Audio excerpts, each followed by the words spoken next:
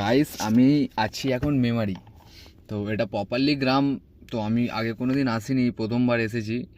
তো গাইস এখানে মানে জাস্ট জায়গাগুলো তোমরা দেখবে না, যারা ভিলেজ রিয়েলি যারা ভিলেজ লাভার, সত্যি তাদের জন্য খুব ভালো লাগবে খুব। জাস্ট তোমরা গাইস জায়গাগুলো দেখো কিরকম। দূরে ওই পাহাড় ভেসেছে নীল আকাশে